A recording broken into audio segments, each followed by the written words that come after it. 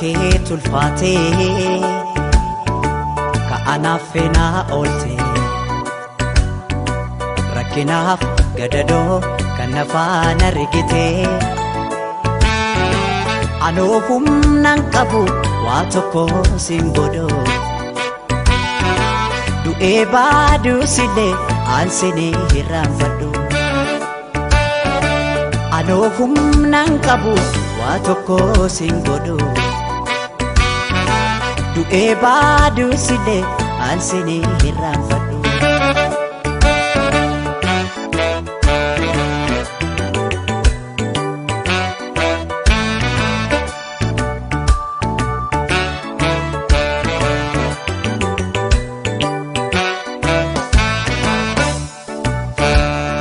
Hunda dandeessuu koo yaa bara fakkaatu narra gaasiif baha kan akka kee hin jirtu rabbaanaaf si uume hunda kee tottolchee keessa keefi bifa kee walqixa bareeche Hunda dandeessuu koo yaa bara fakkaatu narra gaasiif baha kan akka kee hin jirtu rabbaanaaf si uume hunda kee tottolchee keessa keefi bifa kee walqixa bareeche Jireenyi koo marri jireenyi dachiirra si malee naan ta'u waa hundi waa mara anoo humnaan qabu waa tokko sin godhu du'ee baduu sillee aansinii hirraanfadhu Jireenyi koo marri jireenyi dachiirra si malee naan ta'u waa hundi waa mara anoo humnaan qabu waa tokko sin godhu du'ee baduu sillee aansinii hirraanfadhu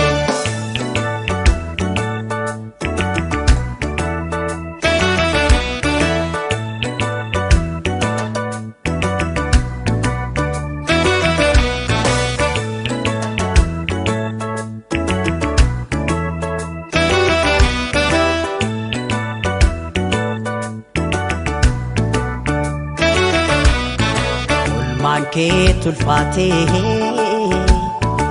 ka'anaaf feenaa oolte rakkinaaf gadadoo kan nafaan argitee anoo humnaan qabu waa tokko sin godhu du'ee baaduu sillee aansinii hirraanfadhu anoo humnaan qabu waa tokko sin godhu du'ee baaduu sillee aansinii hirraanfadhu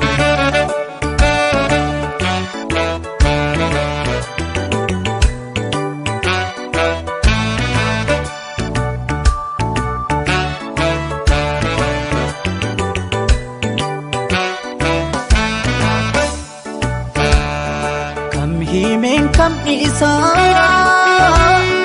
waan ati naaf taate rakkannaan rakkatee gaddinaan gadditee obseetoo beektuutoo yaa goota jaalala naaf jiraadhu malee maalaan jedhaa sila Kam himeen kam isaa waan ati naaf taate rakkannaan rakkatee gaddinaan gadditee obsee koo beektuu koo yaa goota jaalala naaf jiraadhu malee maalaan jedhaa sila waa'ee kee ibsuudhaaf an jechootan qabu yoo jirtuun an jira kanaan achiin jiru anoo humnaan qabu waa tokko sin godhu du'ee baduu sillee aansinii hirraanfadhu waa'ee kee ibsuudhaaf an jechootan qabu yoo jirtuun an jira kanaan achiin jiru anoo humnaan qabu waa tokko si godhu du'ee baduu silee kan silee irraan fadhu.